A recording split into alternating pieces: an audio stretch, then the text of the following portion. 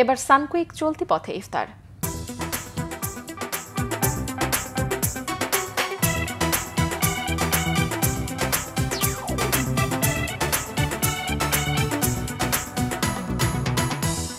কারো হাতে পানি, কারো হাতে শরবত, এভাবেই ট্রেনের দিকে ছুটছেন যাত্রীরা। যাত্রাপথে ইফতারির সময় হয়ে গেলে যেন বিড়ম্বনায় পড়তে না হয়, তাই এই আয়োজন। ইফতারের আগ মুহূর্তে কমলাপুর রেল স্টেশনের চিত্র সম্পর্কে আরও জানাচ্ছেন শুভ খান। ইফতারের বাকি কয়েক মিনিট। কমলাপুর রেল স্টেশনে হাতে পানি, জুস, শরবত নিয়ে ট্রেনের দিকে এভাবেই ছুটছে সাধারণ যাত্রীরা। চলতি পথেই যে তাদের ইফতার করতে হবে সেই চিন্তা মাথায় রেখেই ইফতারের খাবার সাথে নিয়ে ঢুকছেন স্টেশনে। প্ল্যাটফর্মে যারা বসে আছেন তাদেরও বেশিরভাগ মানুষের সামনেও দেখা যায় ইফতার সামগ্রী। পানি নিচ্ছি, কোকটেছি চলন্ত অবস্থায় ট্রেনের মধ্যে। একটু কষ্ট হবে আর কি। আজকের ইফতার কি স্টেশনে সারতে হবে? স্টেশনেই করতে হবে, এই যে বসে আছে স্টেশনে করতে হবে। ফ্যামিলির সঙ্গে ইফতার করা আর একা একা যত দামি খাবার একা অনেক পার্থক্য আছে। যেমন ফ্যামিলিতে যখন ইফতার করি আরও সবাই একসাথে বসি, একটা আনন্দ অন্যরকম।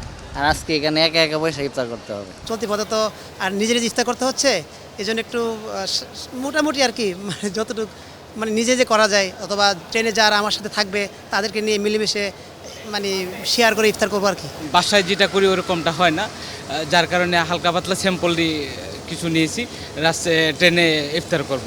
যাতে ইফতার নিয়ে যাতে কোনো টেনশন না করা লাগে, এই জন্য আগে থেকে নিয়ে নিলাম আর কি।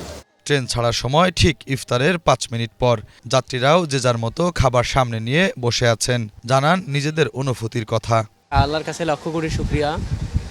আমি গাজীপুর থেকে মতিঝিল এসে ডিউটি করি। হয়তো রোজার আগে আমার অনেক কষ্ট হয়েছে, কিন্তু রোজার রেখেও আমার কষ্ট হচ্ছে না। কিছু কিছু দিন আমি গাজীপুরে যাই করতে পারি, বেশিরভাগই ট্রেনে করতে হয়। এটা আসলে একটা অন্যরকম অনুভূতি। আরও যদি মনে করেন যে সাথে বন্ধু বান্ধব, আত্মীয় স্বজন যদি থাকে, আরও ভালো লাগবে আপনার জার্নিতে। বিশেষ করে আমার সাথে আমার শ্বশুর আছে, এই জন্য জার্নিতে এটা আপনার নতুন এক অনুভূতি, এই প্রথম। ট্রেনের কর্মকর্তারাও প্ল্যাটফর্মের উপর বসেই সারছেন ইফতার, যদিও এভাবেই প্রতিদিন ইফতার করতে হয় তাদের। প্রতিদিন ইফতার আমাদের তো ট্রেন 6:15 বাজে, তো আমরা ট্রেন ইফতার বাহির থেকে নিয়ে আসি, তারপর আমরা ওই সবাই একসাথে বাইরে খাওয়া দাওয়া করি, ইফতারটা করি আর কি। পরিবারের সাথে বছর ইফতার করা হয়েছে?